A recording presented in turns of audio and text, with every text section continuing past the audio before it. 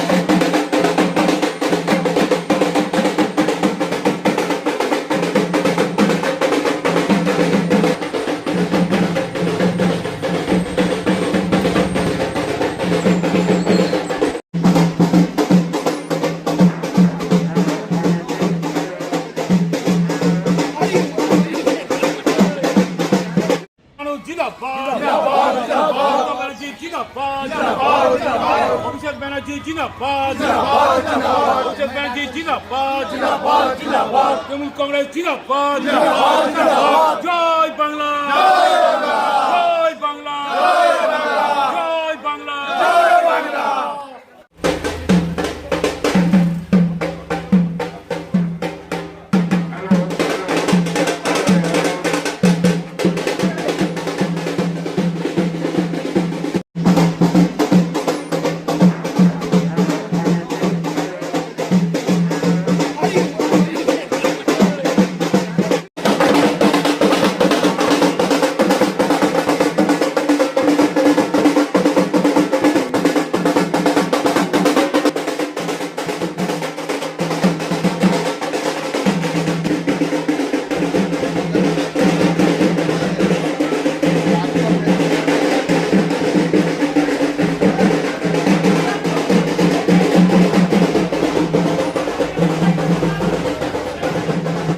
जिंदाबाद, ममता बनर्जी जिंदाबाद, ममता बनर्जी जिंदाबाद, अभिषेक बनर्जी जिंदाबाद, अभिषेक बनर्जी जिंदाबाद, জয় বাংলা, জয় বাংলা। মোটামুটি প্রায় এখন 3 বছর বসে আছি। তো এই বছর প্রথম আমাকে লেবারেটি গ্রুপের পুরো রানীগঞ্জ বিধানসভার দায়িত্ব দিয়েছিল। সেই দায়িত্ব আমি পরিত্যাগ করেছি এবং আমি যাইনি, কারণ ব্যাপার হচ্ছে যে এখানে যেসব কথাগুলো বলা হয় সেগুলো বাস্তবায়িত একটাও করা হয় না, যার ফলে আমি দেখলাম যে না, আমি এর আগে তৃণমূল করতাম। 11 সালে আমার বাড়ি ঘেরাও হয়েছিল সিপিএমের লোক দ্বারা, আমার পুরো বাড়ি ঘেরাও করেছিল, এখানে সমস্ত আমার সব পুরনো এগুলো। তো ব্যাপার হচ্ছে যে আমি চিন্তা করলাম যে এর থেকে আমার তৃণমূল অনেক ভালো, যে এরা সত্যি সত্যি মামাটি মানুষ, মানে মানুষের সাথেই লেগে আছে এবং মামাটি মানুষের কাজ করতে। সেই কাজে আমি আপ্লুত হয়ে পুনরায় আমি সেখানে জয়েন করার চেষ্টা করি।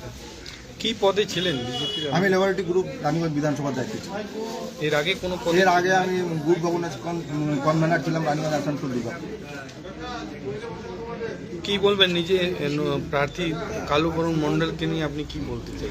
না, আমি দাদার নাম শুনেছি, মন্ডলে আমার অনেক পরিচিত আছে। তাছাড়া রূপেশ দার আগে যখন আমি পার্টি করতাম, রূপেশ দার ওখানে আমি আড্ডা মারতাম। তো আমি প্রত্যেকের কাছে নাম শুনেছি, ভালো লেগেছে। এবং এতদিন পর যে একটা আমরা এমন একজন মানুষকে পেয়েছি যে আমরা বুঝতে পারছি যে রানীগঞ্জ কেন, আমরা রানীগঞ্জ অন্ডাল এই পুরো বিধানসভার কাজ আমরা সকলে মিলে করতে পারবো এবং ওনাকে সহযোগিতার হাত আমরা সম্পূর্ণভাবে বাড়িয়ে দেবো। কালু আজকে বিজেপির যা অবস্থা, মানুষ জর্জরিত হয়ে গেছে, এত লাইনের পর লাইন দেওয়ানো। যেভাবে ভোটার লিস্টে নাম কেটে দেওয়া হচ্ছে, একটা পরিবারের ছেলে মেয়েদের ভবিষ্যৎ কী হবে পরে জানি না, তাদের যদি নামটা না থাকে।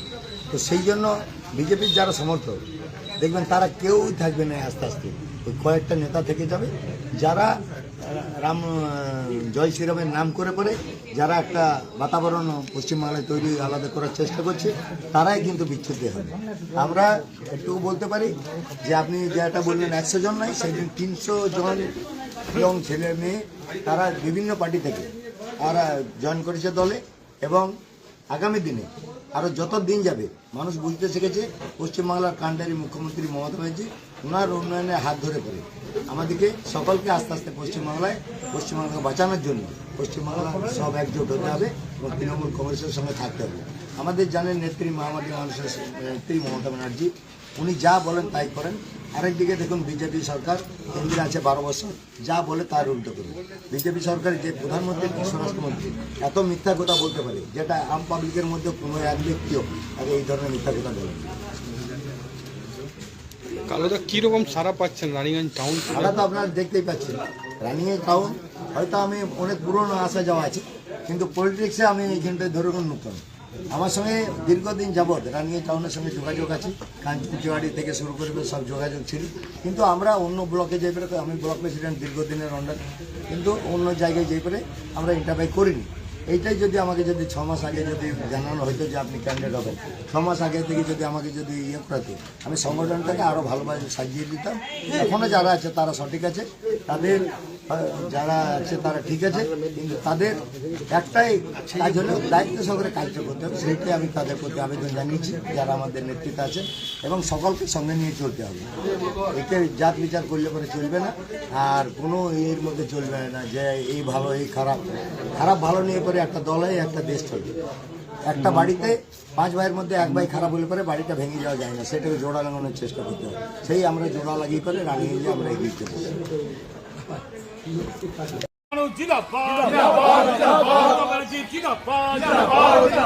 অভিষেক ব্যানার্জি জিন্দাবাদ, অভিষেক ব্যানার্জি জিন্দাবাদ, তৃণমূল কংগ্রেস জিন্দাবাদ, জয় বাংলা, জয় বাংলা, জয় বাংলা। কংগ্রেসের মনোনীত প্রার্থী 278 নম্বর বিধানসভায় কালোবরণ মণ্ডল মহাশয়ের আজকে হাত ধরে আপনি পুনরায় আবার টিএমসিতে এলেন তৃণমূল কংগ্রেসে, কি বিষয়গুলোকে সামনে রেখে, মানে কি ক্ষোভ আছে পুরনো পার্টিতে বিজেপিতে ছিলেন? আমরা তো সচরাচর যে আশা নিয়ে গেছিলাম, শেষে দেখলাম যে এরা তার মধ্যে নেই, এরা একটা জাতিভেদের লড়াই, একটা ধর্মভিত্তিক লড়াই।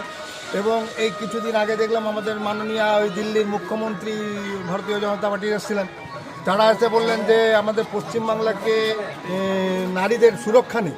তো ওনার ওখানে যেসব আজ মোটামুটি 25,000 নারী নিখোঁজ আছে, তো এখানে ব্যাপারটা হচ্ছে যে একটা চালুনি একটা ছুঁচকে বলছে তোমার পিছনে ছিদ্র, ঠিক এইরকম ওদের ওখানে যেরকম রয়েছে, তাতে জাতি দাঙ্গা, ধর্মবিরোধী লড়াই, নারী নির্যাতন এবং বলাৎকার পর্যন্ত রয়েছে। সেগুলো প্রতিবাদ করতে গেলে তারা খুন হয়ে যাচ্ছে, তারা নিরুদ্দেশ হয়ে যাচ্ছে।